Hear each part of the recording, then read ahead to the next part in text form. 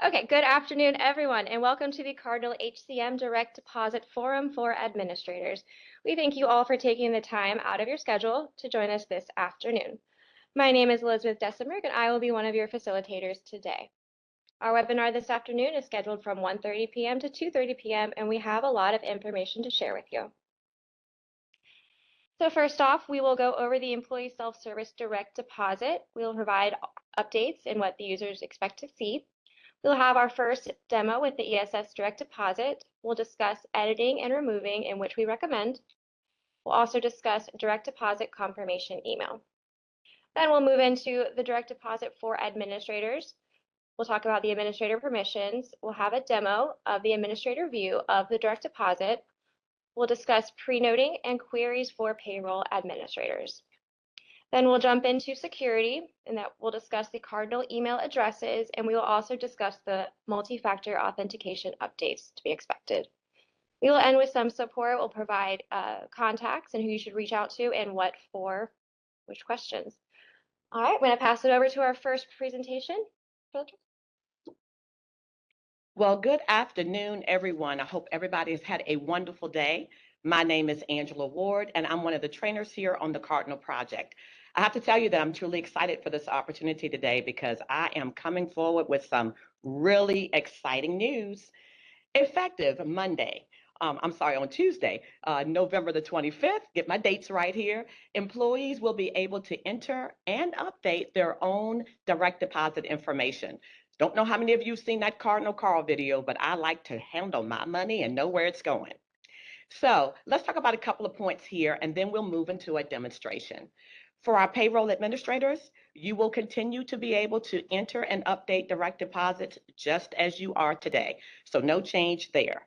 For our HR administrators, your security profile has been updated with the payroll read-only role. What does this mean? Well, it means you can view employees' direct deposit information to allow you to validate existing direct deposit distributions for rehires and transfers. The final bullet on this slide is all about pre-noting. Pre-noting is the process of sending routing and account numbers to banks to validate the accounts. This process has changed from 3 days to 5 days, and that's going to provide more time for state payroll operations to be notified by the banks if there's any invalid accounts. Kevin Ferwerda will be coming up shortly and will discuss some additional information for payroll administrators and more details about pre-noting accounts.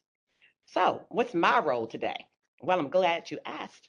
My role is to provide you with a demonstration of the ESS direct deposits processes and how they work. So, as part of this demo, I'm going to do the following. We're going to start by setting up an initial account.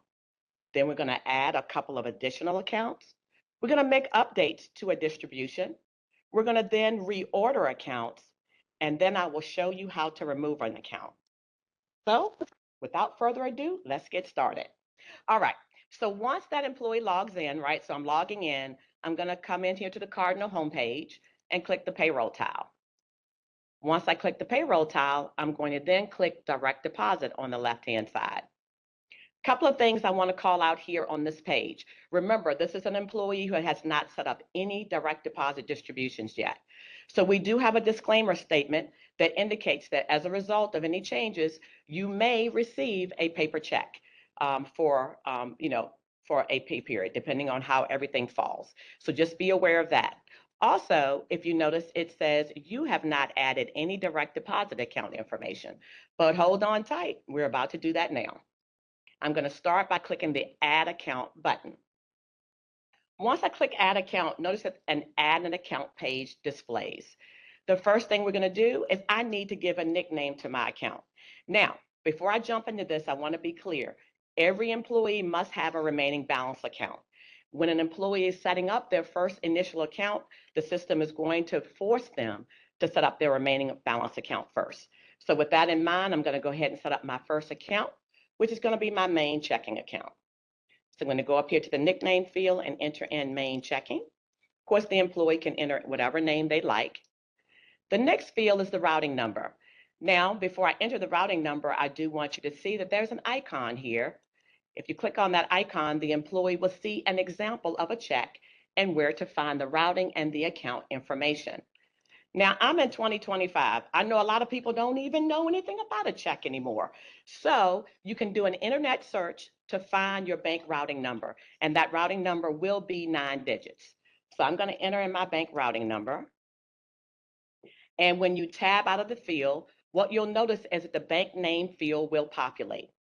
If an employee goes out and they enter a valid routing number and a bank name does not display and they get an error message, what happens is when that routing number is entered, Cardinal validates it based on existing banks that are in the system. So if that employee says, hey, this is valid, nothing's coming up, that employee would come to the payroll administrator. Payroll administrator would in turn reach out to state payroll operations in order to have that bank added to our bank table. Okay? So once you've entered that information, we're going to enter in our account number. Hey, it's a demonstration, so I'm going to use a easy account number. And then I'm going to retype that account number. Retyping that account number is required because the system is going to do a validation to make sure that account number is correct. Moving down to account type. When I click the drop-down field, you'll notice that there are 3 options. There's the COVA pay card, checking, and savings. The COVA pay card can only be set up initially by the agency payroll administrator. Once that account has been set up, then the employee would be able to manage it through employee self-service. So for this example, I'm doing my main checking, so I'm going to select the checking account. Now the next field is deposit type. When I click this drop down, you'll notice that there's the remaining balance, which is the default value of that field, amount, and percent. Since this is my initial account, the system is going to really force me, if you will, to use remaining balance, because if I choose anything else, it would give me an error message. And that's a good thing because we want them to have a remaining balance. So for this example, I will not change that default value. And because I am using this as my remaining balance account, I would not need to enter anything into the amount or percent field. From there, I'm going to click the Save button. And voila, as I say in training class, I love peanut butter sandwiches. There you go. My remaining account has been added. So that has been done. And now that's pretty straightforward. So now let's talk about how to add some additional accounts. So once my initial account has been added, if I were to log out of Cardinal and come back in, when I log into this page, it would look like this. So I would no longer have that add account button available. I would now, because I want to add an account, click the plus button located here under the account section. Once I click that, hey, does this look familiar? Same page. We're going to add an account. This time I am going to add an emergency savings account. In life, we have emergencies. I like to have a little bit of money set aside. So once I click that, once again, I'm going to need to enter my routing number. So I'm going to enter that now. And then I'm going to tab out of the field so that it can do a validation. Next, I'm going to enter my account number. I'm going to make this one pretty straightforward. I need to retype my account number again for validation. And this time, I am going to choose this as a savings account. I already have my remaining balance account set up. So now I'm going to click the drop down and I have the option. I can choose amount or percent. If I choose amount, I'll enter a specific amount. And obviously, if I use percent, I'll enter a percent. The thing to keep in mind is that Cardinal will do a validation that if I have multiple accounts, it will not allow me to exceed 100%. So I'm going to choose amount. And for my emergency savings, I'm going to put in $200 each pay period. Once I've entered that information, I'm going to click Save. And now I'm back again at the direct deposit page, and I can see my remaining balance account and my emergency savings. So for purposes of the demo, I want to add one additional account. I have an exciting trip I'm planning. I'm going to Greece. So I need to put some money aside for that. So I'm going to do a vacation savings for this one. Anybody want to go with me to Greece? So I'm going to do a vacation of savings, and I'm going to enter my routing number again. Tab out for validation, enter my account number in. Again, enter it again for validation purposes. And I'm going to, again, choose my account type. Again, I'm going to select amount because I do have a specific amount that I want to go into my vacation savings. And for this, I'm going to enter $300 and click Save. So now I can see all of my accounts. Now, before I move on any further, a quick recap. We have entered our initial account, which was our remaining balance account. And from this point, we've added 2 additional accounts. Somebody's telling me that I'm okay. Keep going. Okay, sorry guys, I saw somebody said they had lost sound. Okay, so now that I've added my remaining balance account, my regular savings account, emergency savings, and my vacation savings, I want to walk through the process for updating an account. So I'm planning this trip to Greece. I have decided that I want to move my vacation savings because the Virginia Credit Union has a better interest rate. So what I want to do when I want to update an account is I'm going to access that account by highlighting the row and clicking that specific row. When I do that, the Edit Account page displays. What I wanted you to note here is that anything on this page can be updated. So in my specific example, I'm moving to a brand new bank. So I'm going to need to update my routing number first. I'm going to go in and change that from SunTrust and put in the routing number for the Virginia Credit Union. Going to tab out of the field and it updates. Now, if you notice now, it looks like I can't edit my account number, but I can. What I'll need to do is click this edit icon over here to the left, or to the right, I should say, of the account number field. And now I'm going to enter in my new account number at the Virginia Credit Union. Enter that in twice, again for validation. And as far as anything else on the account, it's still a savings account. I still want the same amount, so I don't need to make any changes to those fields. Once those changes have been made and I've reviewed and everything looks good, I'm going to click the Save button. And now my emergency savings is still there, and there's my vacation savings. Notice the routing number has been updated. Now that I have all of that information in, I want to reorder my accounts. My trip to Greece is coming up real soon, so I want to make sure that that vacation savings actually receives my monies first. So what this does is when I reorder, it says here's the priority in which the way that the funds are going to be deposited into my accounts.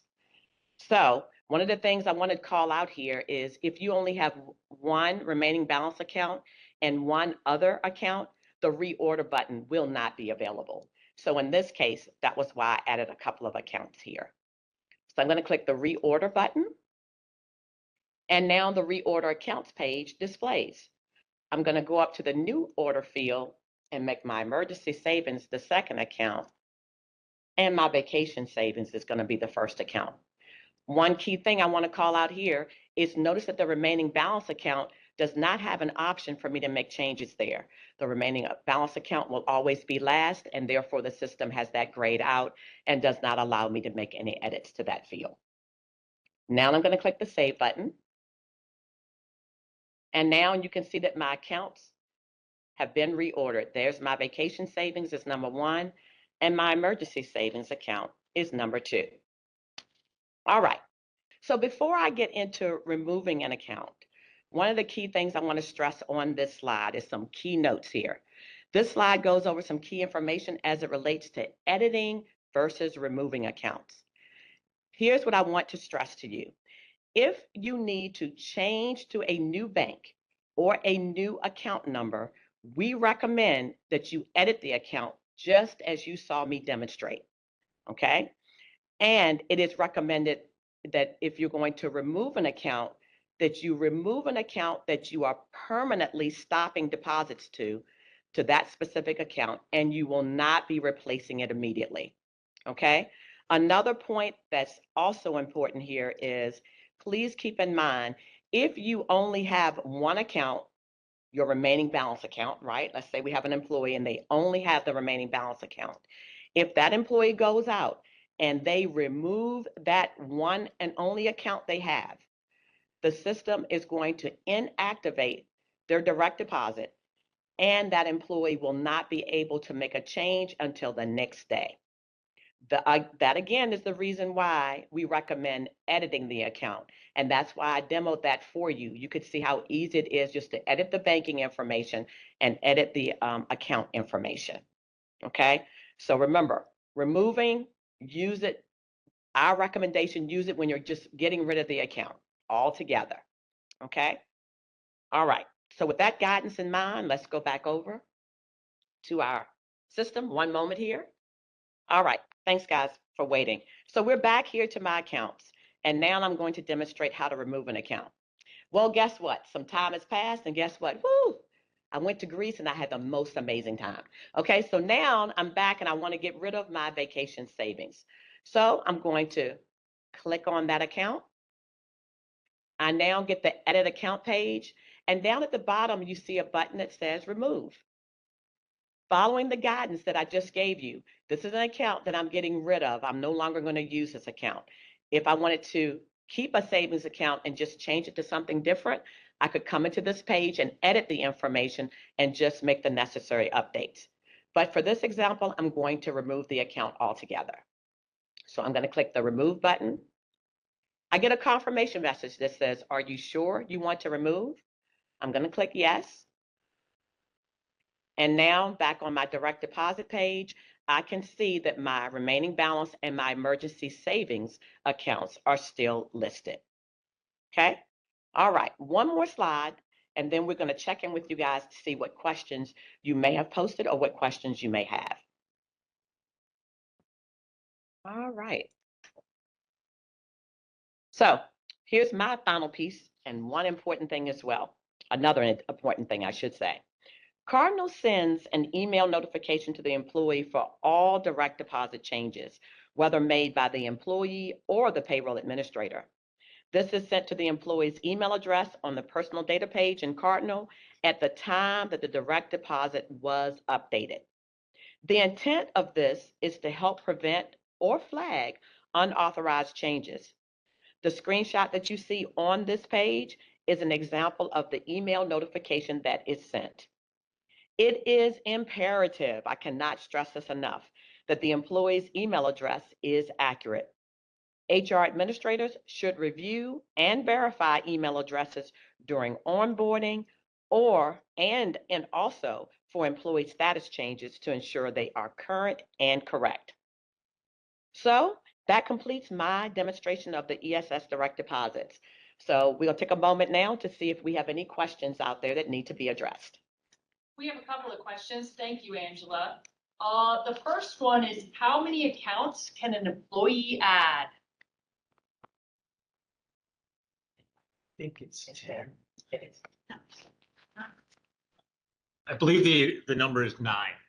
All right, so for those of you on the line, we have Payroll Service Bureau and State Payroll Operations with us. So we were trying to decide if it was 9 or 10, and I think 9 is the right number.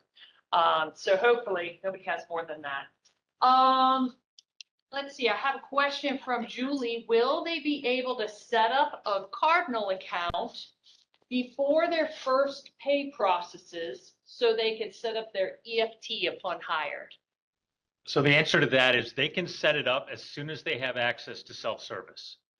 So they don't have to, if they join at the beginning of a pay period, right, they're not going to be paid for 2 weeks or whatever. As soon as they have access. So when you hire them into Cardinal and you put an email address, they should get access the next day, I believe. So then they could go into self-service the next day after you key that hire into the system. So David has our next question about when an update is made, is it real time or does it process overnight? So the update occurs real time. As a payroll administrator, you will see the update as soon as they click save. Now, that account is not used until it's pre-noted, which I'll talk about in a minute. At the bottom of the direct deposit form, there is a message that said, mail a hard copy to my home. Who mails that out, PSB or the agency? And that's our Cheryl. So that field is actually grayed out. We do not, so if it was not disabled, you would be able to select that you want to get forms, but we don't want to be mailing advices to people. So that field is grayed out intentionally. Employees are not able to select that. Will paper forms still be able to be utilized? And particularly for new hires who may have delays getting into Cardinal. Also, will so let's start with that portion. Will paper forms still be available? So I'm looking at PSB in the room, and how they want to direct, their agencies. So yes, the paper forms will still be available. There's a new form that's going to be distributed shortly. You know, there will be some information included with that new form, and it actually is currently already in Payline if you still have access to Payline. But that new paper form will be put in all of the SPO SharePoint folders later this week. Will employees receive a notification once the account has been verified? No.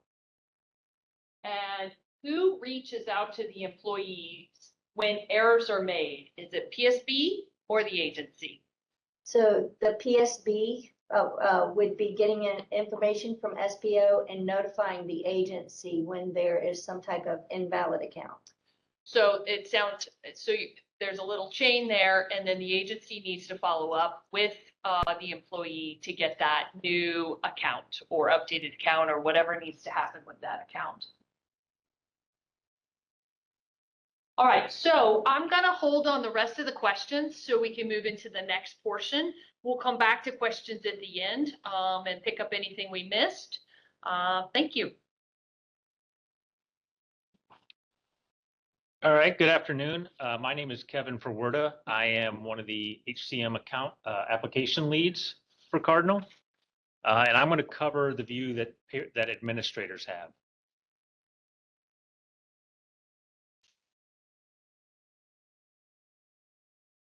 Okay, so the roles that have access to the administrator page. So there are roles with view-only access. HR administrator, this is the new one that we mentioned. So HR administrators will now have view-only access to the pages I'm about to show you. Also, people with a payroll read-only role have access to view this page. The only role that has access to update this page is the payroll administrator role. So now I'm going to switch over and go into the system to show you. So as a payroll administrator, you'll navigate to the direct deposit page, or as an HR administrator.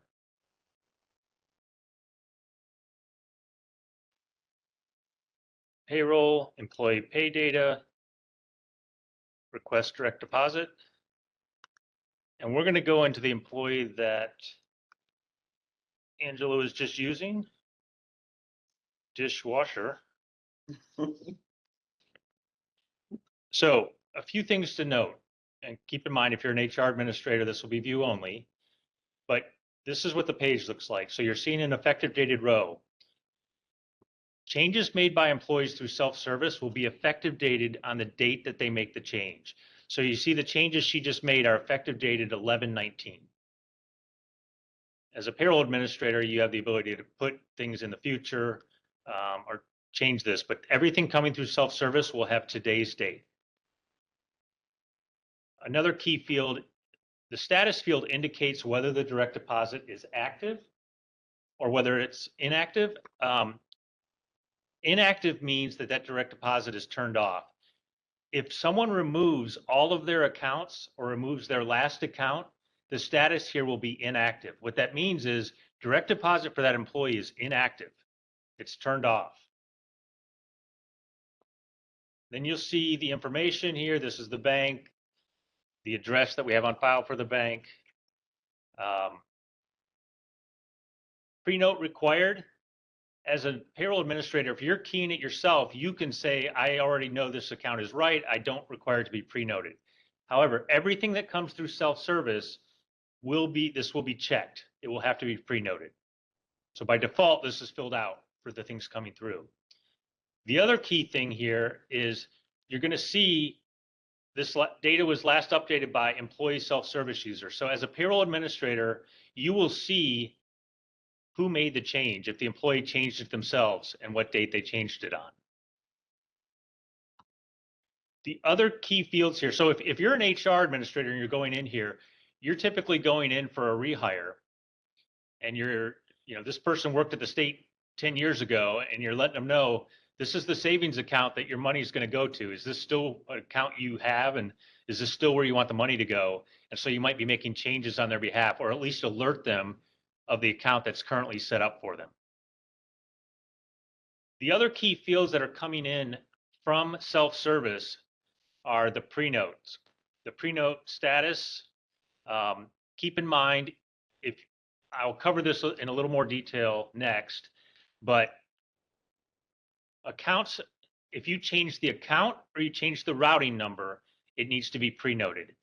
If that has already been pre-noted and they're going in and just changing the amount or the percent that's going to that existing account, it does not require a pre-note, because we've already verified that that account is correct at that bank and it's valid. So it doesn't need to be pre-noted. But any changes to those two fields, the bank ID or the account number, does require it to be pre-noted again. All right, I'm going to jump back to the presentation. Oop.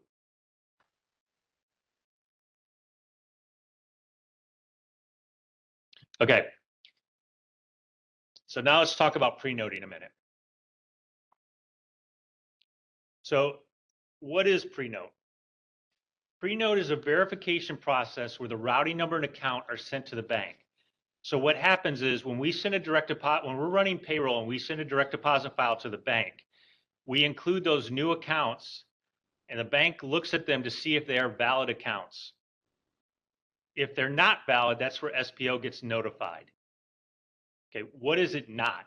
So this is key. It checks to make sure that that account number is valid. It does not look at the owner. So if you put in an account that's valid at the bank for someone else, it's going to see that that's a valid account. It doesn't look to see, is that a valid account for you or for that employee? So it's somewhat limited what it's checking.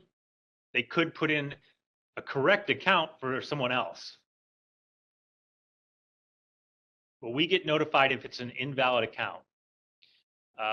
What I mentioned a minute ago, when is it triggered?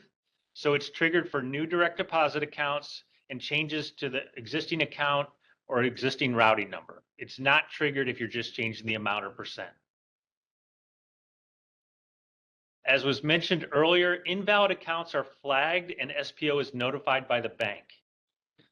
Then SPO works with the agency and the payroll administrators, or in this case, SPO works with PSB, who then reaches out to the payroll administrators and works with the employee to correct the account information. So now let me talk a little bit about pre-note timing and what happens. Because people ask, how quickly is this account going to be used? So here's what happens. And as an administrator, you can look at that screen and see what the status is, and that will tell you where it's at in this process. So an employee goes in and enters their account. Same thing is true if a payroll administrator goes in and enters or changes an account. When that happens, the status is set to not submitted, and the pre-note date is blank. Now, then the next event is a payroll runs. Well, that might be later that day, it might be tomorrow, it might be, usually it's not more than 3 days until the next payroll runs, because even if the employee is salaried, if it's an off-cycle payroll, if it's a biweekly payroll, any other payroll that runs, the next one that runs picks up that pre-note and sends it to the bank. When that happens, it switches it to submitted. and it notes the date that it was submitted. So if you see something that's in the status of submitted and a date, that's the date it went to the bank. Now, at that point, the clock starts, the 5-day waiting period to find out if the count is correct. The next thing that happens is when payroll runs, it looks and it sees, is the next check date, is the check date 5 days? So if payroll were to run, let's say 3 days after it was sent to the bank, payroll runs and says, all right, that date it was sent, 5 days later, the check date is beyond that. So it's going to now use that account and mark it to complete. So even though it's 5 days, payroll runs about on average, 3 days before the check date.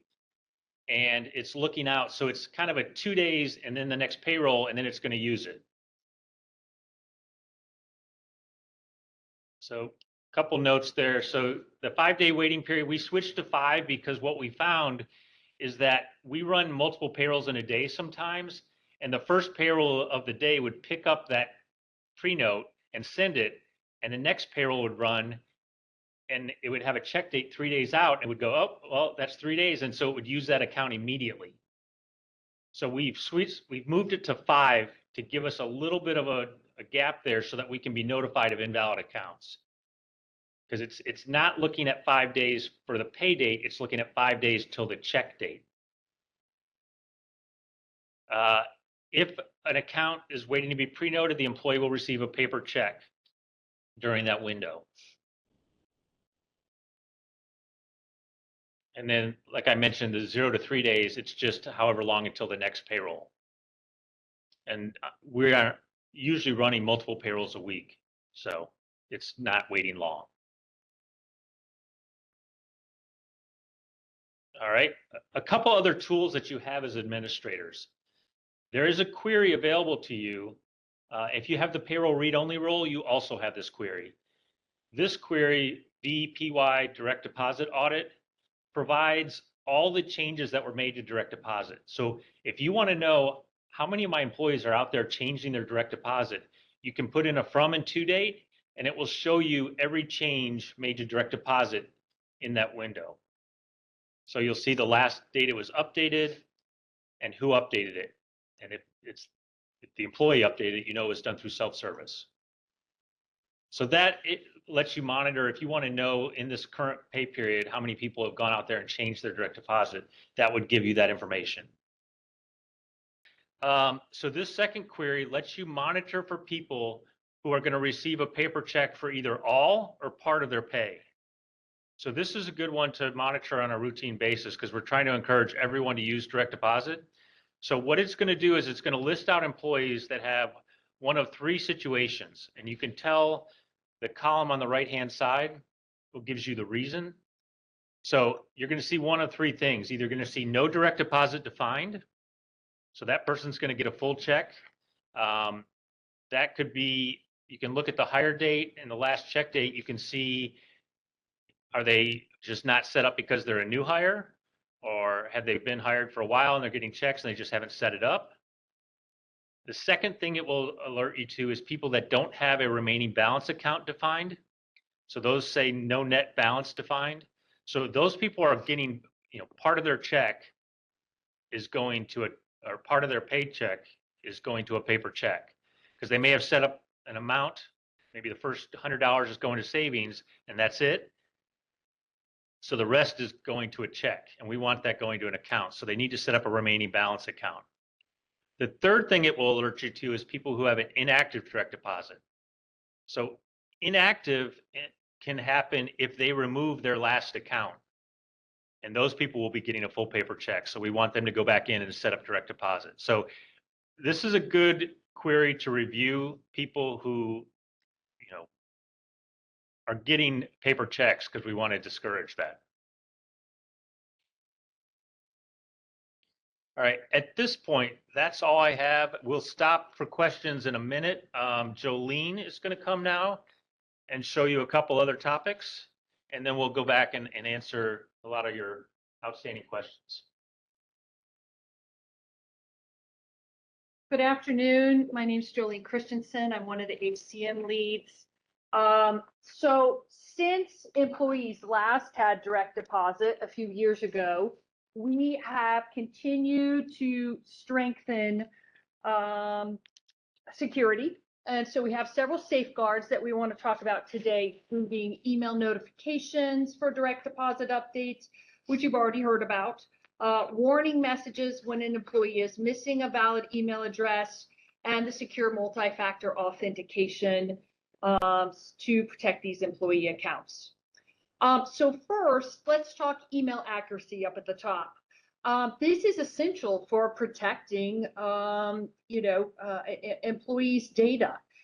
So a valid employee email address will allow them to receive that confirmation email that we talked about earlier for direct deposits, as well as allowing them access into the system.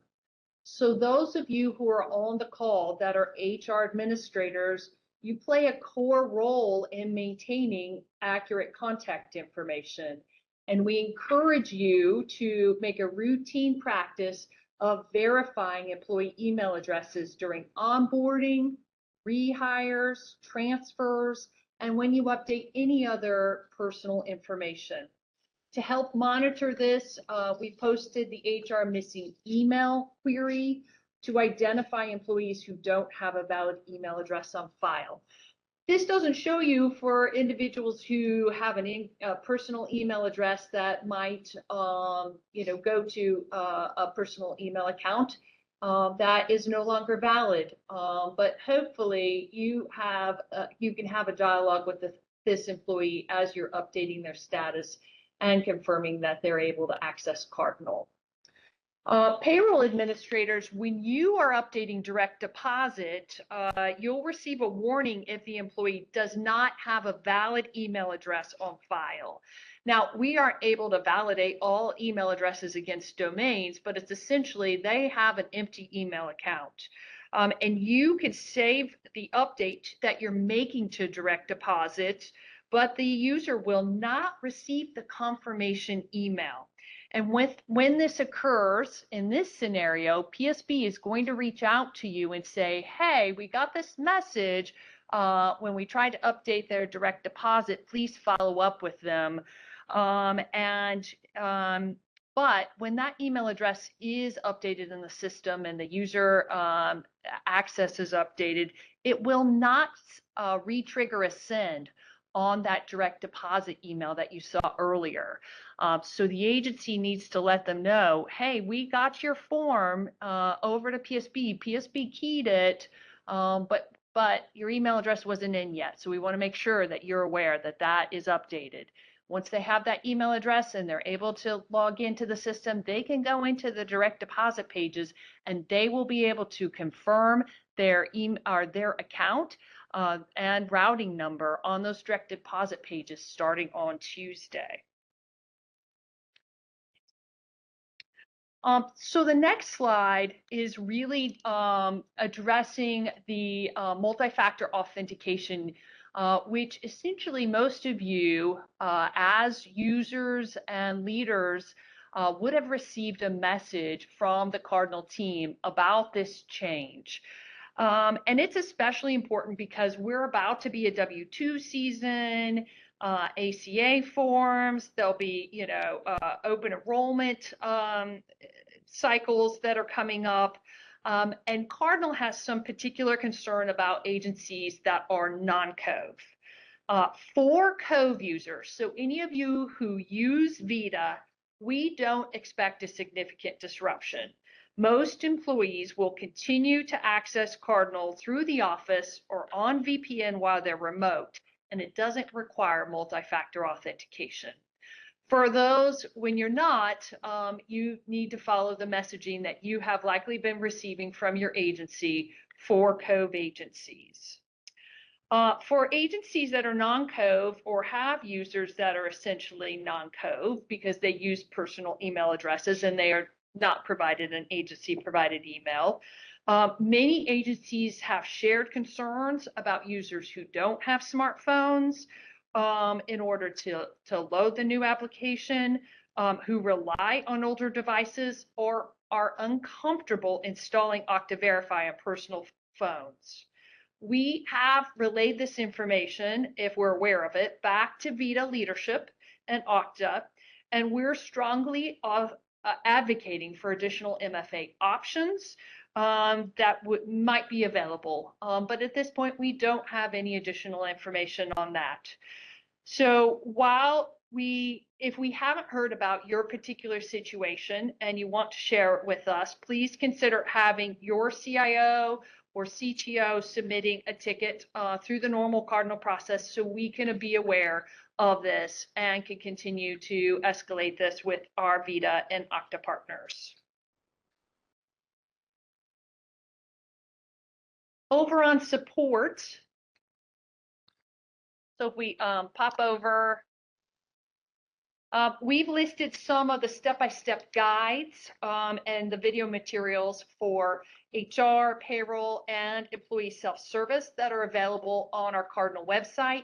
When you receive this PowerPoint, which I think you did right before this session, but we'll also probably send an updated one in case we want to make any changes along with the recording. These are the most up-to-date resources, and we will continue to update it over the next couple of days before we roll this out to employee self-service. So you might be looking at something that will slightly change with a little screenshot here and there, but over the next few days and before it rolls out to employee self-service on Tuesday, these will be completely updated.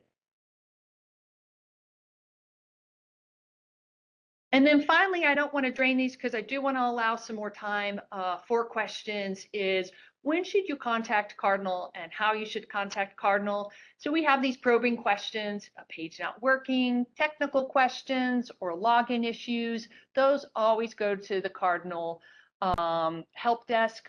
So if you email VCCC, always include Cardinal in the subject line. That helps it automatically route into our queue. Otherwise, it might get lost in the big abyss. And we will triage that and get back to you. For payroll service support, as many of you already know, they have an email. There's also their secure portal. So if you have questions about pre-noting, stopping payments on paper checks, when an employee will receive a paper check, reach out to them and they'll be happy to assist. And then, of course, state payroll operations with a link to their bulletins where you can find out additional information of all great things happening around payroll. So now I'm ready to switch over to some questions, and I'd like to start with some that were asked earlier. I'm going to go back up. And just first, there was a question about, is there an audit trail for who might have changed or edited an account in direct deposit?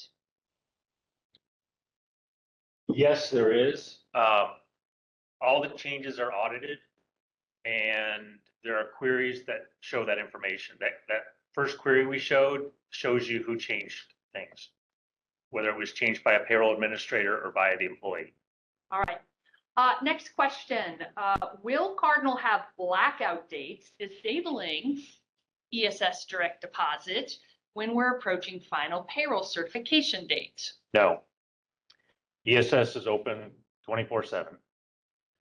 So for new hires, is it better that new hires fill out a direct deposit form due to PSB processing instead of waiting for Cardinal access?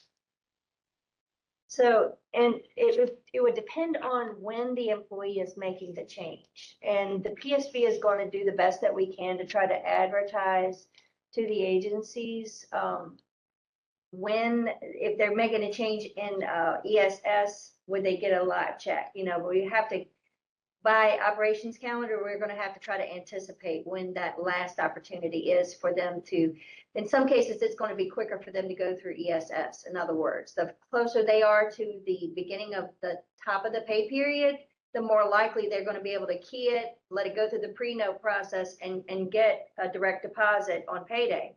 But as they move into the payroll cycle, it may be better to send that information to the Bureau. So we will do our best after we've had this training to get back with agencies on that type of information.